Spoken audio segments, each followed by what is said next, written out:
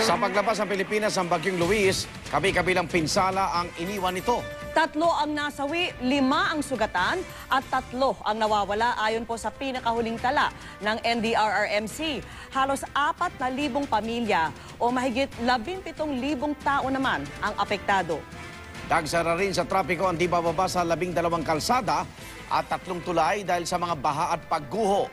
Pinakamatinding napuruhan ng bagyo ang Northern Luzon, 1 sanggol doon ang nasawi at saksi sina Haji Rieta at Trisha Zafra. Dahil sa lakas ng hangin, kasabay ng mga pag-ulang dala ng Bagyong Luis kagabi, nagbagsakan ang mga sanga ng puno na humarang sa daan, lalo pang nagdilim dahil nag-brownout sa buong Cagayan Province. Kasagsagan ng bagyo pero may mga nasalubong kaming inabutan ito sa daan, may mga pagbaha. Pagsilip ng liwanag, tumambad ang pinsala ng bagyo. Lalong mas marami ang namataan naming natumbang mga puno, pati mga poste ng kuryente na dahilan ng brownout. Pero sinimulan na rin niyang kumpunihin ngayong maghapon. May mga other portions lang na hindi pa nare-restore ng ating cooperative. Dumalaw rin sa Tuguegarao si Vice President Jejomar Binay, bukod pa sa mga bayan ng Peña Blanca, Igig, Amulong, Alcala at Piat. Pinapalo po yung mga housing projects sa local government, katulad yung narinig ko kanina sa Igig. Sa Piat, Cagayan, patay ang 1 sanggol na 2 buwang gulang. Habang nagpapagatas yung mother, bitbit na yung baby, ay yung adjacent na punong kahoy sa tabi ng kanilang bahay, nabuwal ito at tumama sa kanilang bahay.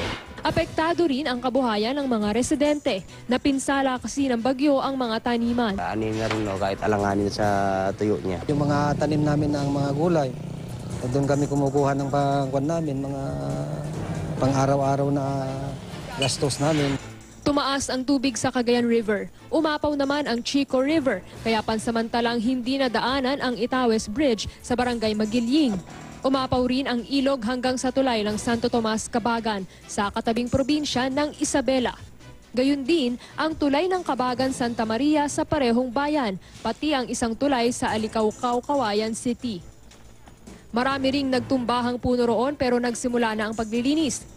Pilit ding dumidiskarte ang mga nasiraan ng pananim. Ibinilad ang mga nabasang mais sa pag-asang mapapakinabangan pa. Napuruhan ang Isabela at Cagayan dahil naglandfall ang Bagyong Luis kahapon sa Valley Cove na nasa boundary ng 2 lalawigan.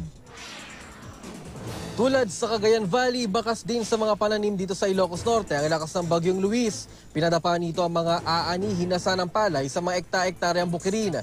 Sa Lawag City, problemado ang ilang magsasaka habang pilit na naghahanap ng mga tanim na may sasalba pa. Pati mga palaisdaan, nawasak. Tinulak kasi ng malakas na agos ng tubig ang mga bumarang water hyacinth patungo sa mga fish cage. Bakas din ang sungit ng bagyo sa mga nagtumbahang poste ng kuryente na nagdulot ng brownout. Sinimulan ng kumpunihin ng mga ito ngayong maghapon. Nagsimula na rin ang mga paglilinis. Sa pasukin ni Ilocos Norte naman, nabagsakan ng punong pinatumba ng hangin ang bahay na ito. Nasa loob noon ang 80 taong gulang na si Lola Isabel. Buti hindi siya napuruhan. Ang marami namang bahay sa baybayin ng parehong bayan nakaligtas sa lakas ng hangin dahil itinali sa mga puno. Itong tali na to na nakakabit sa puno ay nakakabit din doon sa bubungang bahagi ng mga bahay na nandito ngayon. Ang purpose daw niyan ay kapag malakas ang hangin, hindi agad matatangay at maililipad nga yung mga bubungan ng mga bahay at hindi rin matatangay ng malakas na alon mula naman doon sa dagat na ito. Laking pasalamat ng mga residente dahil sa seawall na ito. Dahil kung walang seawall, tiyak na yung tubig sa dagat pupunta dito sa mga kabahayan at tiyak na matatangay ang maraming mga bahay dito. Sa kabila ng mga pinsala, 0 casualty naman ang naitala sa buong Ilocos Norte. We're very grateful that we got away this time, but hindi ibig sabihin na lagi tayong maswerte. So let's keep preparing and praying. I'm hopeful that even in its complete form, the agricultural damage report will not be too alarming. Sa San Fernando, La Union naman, landslide ang isa sa mga idinulot ng bagyo. Bukod pa yan sa pagkabuwal ng mga bahay at mga poste. May mga landslide din sa San Fabian sa katabing probinsya ng Pangasinan. Bumaha rin doon at may mga umapaw na palaisdaan. Bumaha na rin sa ibang lugar tulad sa Dagupan City, pati sa mga bayan ng Santa Barbara. Sa Manawag, at sa Binalonan.